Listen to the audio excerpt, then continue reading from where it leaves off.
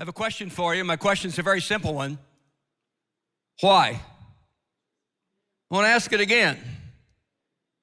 Why? It's a question I've been asking for quite some time. Why? Why is it that the Jews have been so consistently persecuted, longer than any other people group? How is it possible they have suffered so much? Is it because they have so much land? Hardly. In the Word of God, they're promised from the Euphrates to the Nile. How much is that? That's 300,000 square miles. How much did they have at the peak during David's time of rule? About 200,000 square miles. How much do they have of that now? From 300,000 square miles or 200,000 square miles, what do they have now? 8,100 square miles. I used to live in New Jersey. I did my graduate studies in New Jersey at 2 institutions there. I was shocked when I moved there how tiny New Jersey was. Could be across it in such a short time. Israel, same size. Can't be because of they have so much land. They have a tiny fraction of 1% of the land of the Middle East. Maybe it's because there's just so many people. There's just so many Jews. Well, wait a minute, there's only 15 million. That's a tiny subset of the entire population of this earth, or even this region. So it can't be because there's just so many of them. Why? Why do the people hate this people group who've contributed so much to all of culture and all of society? The answer is pretty simple. Because the Jews, the very existence of the Jews, the existence of Israel reminds people that there is a God.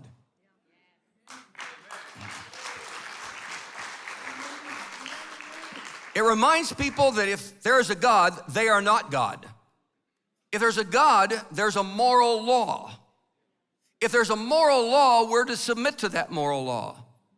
The very fact that the Jews exist and that Israel exists today is a confirmation of the reality of God. It's the Jews who gave us the Torah, the teaching, the prophets, the Psalms, the Proverbs, the teaching on how family is to function, how government is supposed to function. They're the ones who've given us the Messiah, the teaching on the Messiah, the prophets. They've given us the staggering amount of truth that makes life work. To every true Christian, you have in your heart an Israel-shaped hole that can only be met by being in Israel. I was a college senior, Oklahoma City. I've lived the last 30 years in San Diego, California, but I'm originally a Kansas farm boy. I went to school in Oklahoma City and was talking one day, lunchtime, with 4 other classmates, all religion majors, all preparing to be pastors, and we realized we had never met a Jew, not one. And we realized we'd studied all this Greek, but none of us had taken a class in Hebrew. It wasn't even offered at any of the Christian colleges at that time. We said, well, how can we learn this? We went in the yellow pages. Some of you are too young to know what that is. That's Latin for Google. And we looked up and we found a synagogue. We didn't even know for sure what a synagogue was. Well, we thought we could find a Jew there who maybe teach us Hebrew. And we drove down 39th Expressway, and we finally found our way to a synagogue. None of us had ever been there. Knocked on the door, and a guy answered. And we said, can you teach us Hebrew? He said, I'm a cantor. We said, what's a cantor? So he explained, can we meet with you on Monday afternoons and you teach us Hebrew? He said, okay. And so we met with him each Monday afternoon. We didn't learn any Hebrew because we were so fascinated with him, with the synagogue, with Judaism. We just flooded him with questions about the nature of his faith. Why? Because we were at the Father, the source, the root of our own faith, and we were hungry to learn. I can remember the first time, I may be one of the oldest persons in this room, I can remember the first time I met somebody, I was about a 4th grader, who'd actually been to Israel. No, there were no tour groups back then. I was probably 3rd or 4th grade, and he showed slides of Israel. I couldn't believe it. Someone had actually been there. One of my friends came over here. He was much older than me, but he came over here to this country, And his goal was to get to see the old city. He just dreamed of it, but he got here. But at that time, the city was divided. And where you see the light rail and that beautiful street, that was simply a dirt strip. And it was dangerous. You couldn't cross it. And he got there, and he wanted to cross. You had to drag your suitcase about 100 yards across the sand to get to the old city and do it at your own risk. And he got there, and he looked across, and he could not get in. He had traveled all that way in conditions that were much harder to travel back then. And he said, as a young man then, he said, I'm going to make a covenant with you, God. If you'll bring me back here, if you'll bring me back and get me into the old city, I will promise to you, I will covenant with you. I will, with your help, if you'll help me, give me the funds, I'll bring as many people with me for free to be here. And he honored that. Dr. Wilbur Williams made 180 trips and brought hundreds of students for free to this place. Good God bless him. My own father was like some of your parents, perhaps, of the United States. He was never outside. To my knowledge, I don't think he was ever outside the United States. But in 1980, 81, he started saying to me, Jim, we got to go to Israel. I says, why, Dad? I kind of want to go to Europe. He said, no, we've got to go to Israel. I said, well, okay. My dad, who loved the Kansas farm, he loved where he was. When he stepped off the plane in Tel Aviv, did what so many of you did, he said, finally, I am home. How do you understand that phenomenon? That Israel's shaped hole in our heart does not met until we get here and we stand with Israel and the Jewish people. A quick review. His name was Abraham, then Isaac, then Jacob. Went from a man to a family, to a tribe. Then a confederation of tribes with judges. And then finally a nation with a king named Saul and a king named David and a king named Solomon. And then tragically it split. And then what begins to happen there is they go through 39 different kings, and suddenly from the north comes Assyria in 722 BC. All of a sudden, the northern kingdom is taken. And then tragically, the southern kingdom is taken by the Babylonians, 582 BC. And now we have the Babylonians, and then later we'll have the Persians, and then we'll have the Romans, and by the Greeks, and then finally the Romans. And by this time, the Jews understandably are chafing under this oppression. And finally, the Romans said, we've had enough of you. We're going to level your city. We're going to destroy it. We're going to kill as many of you as we possibly can. And to insult you further, we're going to rename this place after the Philistines, and they called it Palestine. Rome continued to control it till 700s, and then finally the Byzantine, then the Muslims till 1100. Then so-called the Christian Crusades, which were anything but Christian, as they came in and slaughtered so many from 1100s to 1250. And then finally came the Mamluks, and then the Ottoman Turks for 400 years. And it is ironic to me, and to all of us, is it not, that the Muslims who claim this land don't stop to consider that 2,600 years before there was Islam, Abraham was here. 2,000 years before there was Islam, Joshua was here, leading them into the promised land. 1,600 years before there was Islam, David took this city from the Jebusites and made it the capital of Israel, Jerusalem. And by the way, there are no Jebusites, there are no Canaanites, there's no indigenous people other than the Jews. This is their land. And even 600 years before or after Christianity, Muslim came about, and yet they take the Dome of the Rock in 687 AD and claim it's their land. I take you to the 1800s. Britain suddenly got interested in the Holy Land. The French did. The Germans did. The population, about half the population by this time, 1850, were Jewish people. Even a president of the United States, our second president, John Adams, had enough theological savvy to know the Jewish people deserve their own nation. They deserve their land back. And he wrote a letter even to his son, complimenting his son, John Quincy Adams, who became our sixth president, and said, thank you for understanding the Jewish people need a land that is truly theirs. In fact, what is rarely told, not emphasized enough, is the story of Haym Solomon. That story's not known nearly enough. George Washington's troops were out of gas. They were out of money. They had no capacity to fight the British any longer. It was over. We were losing to the British in the Revolutionary War. He made his way down to Philadelphia, went to a synagogue. It was a holy day. He wasn't supposed to be going in, but he went in anyway and insisted that Haym Solomon help them.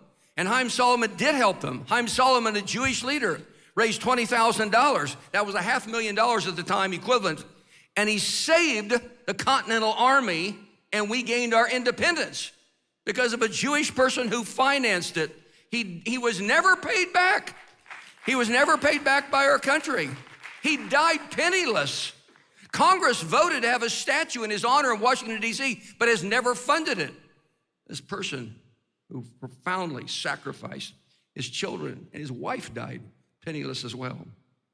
The year is the 1800s, 1860s, and a new word begins to emerge, Zionism. What is Zionism? Zionism is very simple. It means the Jews have a right to exist, a right to a land, a right to defend that land, and a right to gather in that land. Zionism developed, and Theodore Herzl became a name known around much of the world. The year is 1917. World War I is ending. The British take control of this land, wrongly called Palestine at the time. They take control after 400 years of the Muslim Turks controlling it. And there were some encouraging signs. Lord Balfour, the Balfour Declaration, the San Remo Agreement in 1920. There were some potential signs that something may be going right here. The League of Nations, the precursor of the United Nations, they even approved an idea of a Jewish homeland. But in 1919, the Arab Muslims rioted, killed many. The mandate got annulled, and 78% of the land was carved away that was supposed to be given to this country. And there came Jordan. The Churchill White Paper in 1922 gave some possible hope again, at least some land west of the Jordan. A tiny piece of land, but at least some land for the Jews to finally have. But tragedy occurred again. 1929, the Muslims rioted at the wall, at the Western Wall, killing many Jews. There was another tragedy. Britain had so many people who stood with Israel. The government became more attracted to oil in the Middle East than they did the Jewish people, and they abandoned them. Meanwhile, in the United States, Franklin Delano Roosevelt had an opportunity to make a statement to the entire world when the St. Louis ship arrived with nearly 1,000 men, women, and children, all Jewish, who were fleeing for their lives, but turned them away at gunpoint and sent them back, many of them, to death. Our own President Franklin Delano Roosevelt knew of the concentration camps. He knew of the death camps. Most people in America didn't, but he knew, and he could have ordered the bombing of the tracks to stop what was happening, but he didn't. Meanwhile, Hitler gets the signal. That's his chance to move. 6 million dead Jews later, with only 1.5 million left. After the war, Churchill, who'd been a friend most of the time to the Jewish people, is now ousted again. And Britain is done with dealing with Israel, and they said, we're done with this. 47, it's over. Finally, on November the 29th, 1947, the year I was born, at that particular time, the United Nations voted a 2/3 vote to reestablish. A miracle occurred. 33 nations for, 13 in opposition, 10 abstained. But in all reality, the United Nations vote never reestablished modern Israel. God did. God's word reestablished. The mandate would end May the 14th, 1948 at midnight. And David Ben-Gurion declared independence, as we all know, and 11 minutes later, in support of that, Harry S. Truman declared that he would stand with Israel, followed by the country of Guatemala, which is interesting enough. When we moved our embassy a few years ago, Guatemala was also the second nation in. And how did the nations around respond to the Jewish people finally, after 2,000 years, getting a tiny piece of land as their own? Egypt attacked, Jordan attacked, Iraq attacked, Syria and others attacked. And this tiny nation, 1 day old, had to defend itself against all the countries around it. And defend themselves they did until 1949, an armistice. There were no recognized borders established, tragically, just lines where armies stopped. So Jordan controlled what half of Jerusalem. They control what they call the West Bank. And by the way, we don't use the word West Bank. We call it Samaria and Judea. West Bank is a 4-letter word. We do not use it. They controlled Samaria and Samaria and Judea, and they controlled the Jordan Valley. And for 19 years, it was a stalemate right there until the 6-day war. Some of us in this room are well aware, we remember the 6-day war very clearly. As a farm kid from Kansas, we were getting the combine ready to harvest the wheat. I remember it so well. Dad got an extension cord and he plugged it into the machine shed and put a radio on the tire of the combine as we were working on it because we didn't want to miss any news of what was happening. We knew it was big and important because it involved the Jewish people and it involved Israel.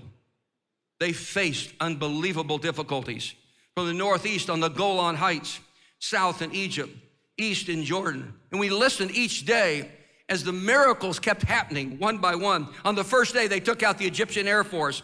And 3 miracles, don't have time to go into it, but 3 huge miracles occurred at that time that caused that to happen that day. 3 amazing miracles.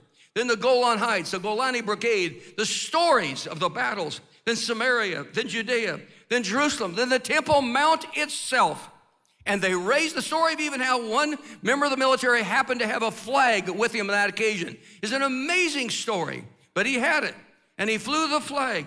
June the 7th, 1967, Moshe Dayan, defense minister, said, take it down. If we would have all been there, the Jerusalem prayer breakfast, we would have said, keep it up. You have a wonderful ambassador from the United States, Mike Huckabee. He's a good friend and a phenomenal ambassador. You had one before that, David Friedman, who is a remarkable ambassador, a good friend. And David Friedman and I were talking about these one occasions, and I said to him, we evangelical Christians are better at protecting you Jews than you Jews are at protecting you Jews sometimes. We chuckled, he understood what I was meaning. I was saying sovereignty now over Samaria and Judea. We don't want to wait any longer. We want the flag left up on the Temple Mount on June the 7th, 1967. But sovereignty was not declared. How does land change hands, by the way? Change hands by 2 ways. Purchasing the land and war. That's how land changes hands. The Jews came in and bought enormous amounts of swamp, desert, turned it into productive agriculture as it has not seen since its earliest days. And then by war. And when the armies of the IDF came in and retook the land, they weren't taking somebody else's land, they were regaining what was theirs. But the Arabs would not recognize Israel, and there was no peace. From the time I was born until today, there have been 13 major seasons of attack upon the state of Israel. Just in my lifetime, 13 major, we talk in the United States about, well, the Korean War, the Vietnam War, we talk about World War I, World War II, Civil War, Revolutionary War. There have been 13 major attacks upon this state just in my lifetime. Just a few years ago, visiting the Israeli-Syrian border, a military expert says there's Hezbollah right there, there's Al-Qaeda there, there's Al-Nusra there, there's the Syrian army there, and there's ISIS. That's on one border in just a few miles. And what about this land? The Jews don't occupy this land, they own this land. In fact, God owns it, and he said they can have it. It's theirs. But those who oppose the Jews don't really want their land. They want the Jews dead. The Jews have done everything they can to give land for peace. 1937, 1947, 1967, 2000, 2008. In fact, Israel only got left with 22% of the land that was promised them after the World War II. And they have only 3% of the land that God promised them in the Word of God. What about Jerusalem? Don't use the phrase, it's an international city. That's a nice way of saying it belongs to everybody else. Jerusalem belongs to Israel, to the Jewish people. This city is a phrase that we all need to remember. This city is the eternal and indivisible capital of the state of Israel. What nation on earth is not allowed to pick its own capital, where the embassies are? There's 193 member nations in the United Nations. I've had the privilege of meeting with 93 of the 193 ambassadors of the United Nations. What nation can you name that can't select its own capital where the embassies are? Only one, this one. Presidents in America promised they would move it. President Clinton promised he would move the embassy. He didn't. George W. Bush promised he would move the embassy. He didn't. Barack Obama promised he would move the embassy. He didn't. Donald Trump promised he would move the embassy. He did.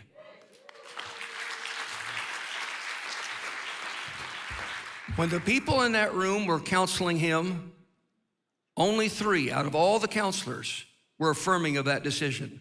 All the rest were warning him, do not do this. You're gonna trigger World War III. My wife and I, along with many of you, were privileged to be here that day and attend those festivities. There was no World War III. The Jews were dancing in the streets. And if I was a better dancer, I would have joined them. I want to take you back to 2018, that year. What was it like around this country? Well, there's 15,000 rockets from Hamas aimed at them. There's 175,000 rockets from Hezbollah aimed at them. To the northeast, there's Syria with Hezbollah ballistic missiles as well. There's Qatar with the Houthis. There's the east, Iraq with Shia military. There was Iran. They were surrounded by what have been called the Ring of Fire. But my prayer is for this country. My prayer is for the state of Israel, for God to be so present, so manifested, that the Jews in this nation, the Israeli citizens in this nation, have a glimpse of God's protection like Elijah saw in 2 Kings 6:17 when they looked up and they were surrounded by God's horses of chariots of fire.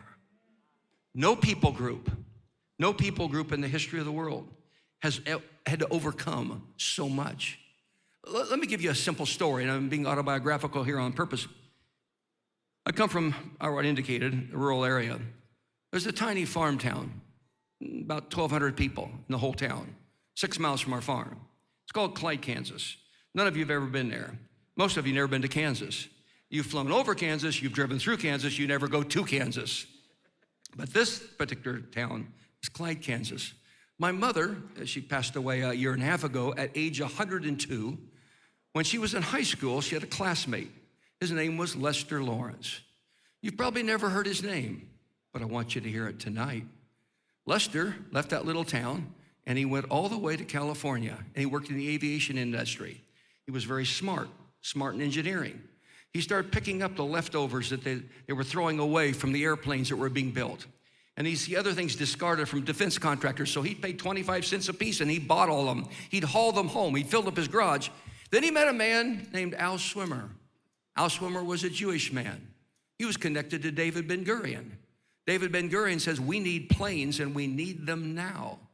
But we couldn't do anything in America because there was a law, there was a rule. You could not support Israel. The Neutrality Act was in operation under Truman and you couldn't support it.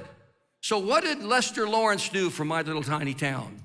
As he linked up with a Jewish man named Al Swimmer, they smuggled the parts to Azores, from Azores to Czechoslovakia. In Czechoslovakia, they got teenage boys and girls from Israel to come over, and they taught them how to assemble planes and fly them, and they created the Israeli Air Force. He was known, he had a name back then, a phrase. Since it was wrongly called Palestine, he was known as Lawrence of Palestine. I don't know if his name has ever been mentioned in a public setting since those days. I don't know if this story has ever been told. But I tell that to inspire every one of us to do whatever we can do at this particular time to focus on what it takes to make a difference in this state, this precious place called Israel. What did they go through even after the war? They tried to come back on ships. The British shot at them. And if they got into the country, there's concentration camps you can visit. Concentration camps in Israel for Israelis who made it back here after the war. In my lifetime, that occurred. Even the Christians. Our record is pretty dismal at times. Mike Evans wrote a book called Jew Hatred in the Church. Hate the title. Jew hatred in the church? How is that possible, I asked myself. But I read the book. At least I read a part of it. I got to the part where they came describing the methods of torture the people who called themselves Christian did against the Jewish people. I couldn't take it. It was too painful. I stopped reading the book at that point. I never finished that chapter, and I never picked up that book again. I was stunned. The people of my ilk could have treated God's people in this way. October the 7th, I was so naive. I thought the world is gonna see this. They're gonna side with the Jews. They're gonna rise up all over the globe and see the wrongness of this. But I underestimated the power of demonic activity. Even our own campuses, Harvard and Columbia, Yale, for goodness sakes, has a logo in Hebrew, and they can't even see the truth. Yaron just shot a few days ago as bride-to-be Sarah. Sarah comes from Johnson City, Kansas. Shot just days before an engagement in a wedding. Yehuda Glick, who you all know. We were here across the street from where Yehuda was shot that night, October the 29th, 2014. We were in the Mount Zion Hotel. My sister actually heard the shots. And we with emergency vehicles, and even the next morning, emergency vehicles still dealing with the person who had done that horrible deed. How much do the Jews have to suffer?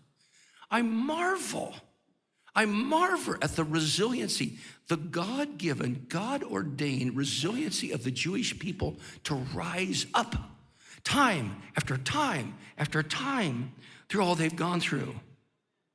I became a widower 12 years ago.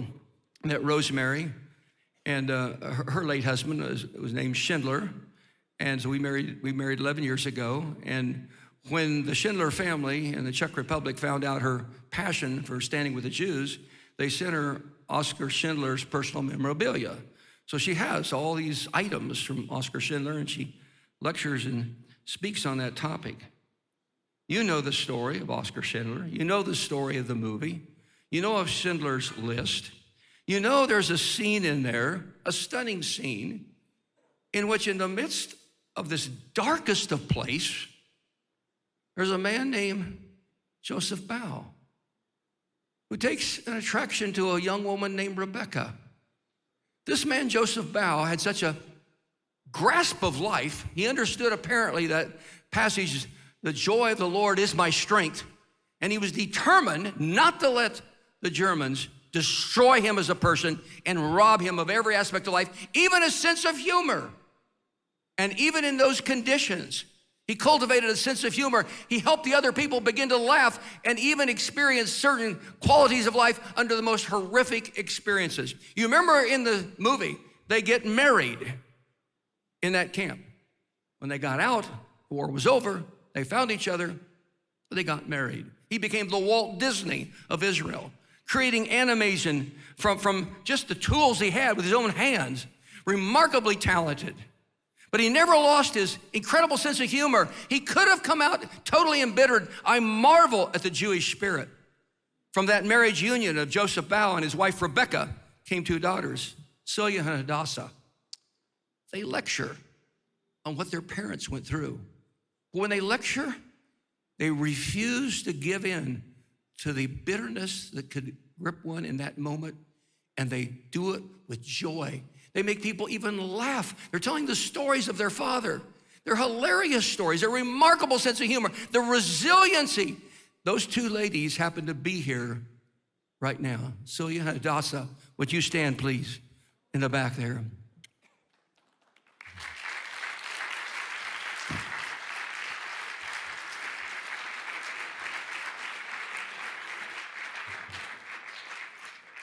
I learned a lot from the Jewish people. I learned a lot from Yehuda Glick. He and I became widowers about the same time. I watched him. I marvel at the Jewish people's capacity. Ecclesiastes 3, they understand a time to weep, but a time to laugh, a time to mourn, and a time to dance. I marvel they have the capacity to go from the jolting of a funeral service and then step in the next day to the celebration of a marriage, and the next day hear of a stabbing, and then the next day celebrate the birth of a baby. the resiliency that God has put in this people group, I'm learning a lot from. My friend Albert already referred to this, but 13 days ago, May the 15th, Thursday, 13th, May 13th, Thursday at 9:08 in the morning, my daughter, my precious daughter, died of cancer. But a week later, 22nd of May, just a few days ago, we had to be at a wedding of my grandson. I had the privilege of presiding, and we had to shift gears. I learned from my Jewish friends. We'll catch a plane on Friday. May 31 would have been Janie's birthday, and June 1 will be her funeral. I learned from you as the Jewish people. Your resiliency amazes me.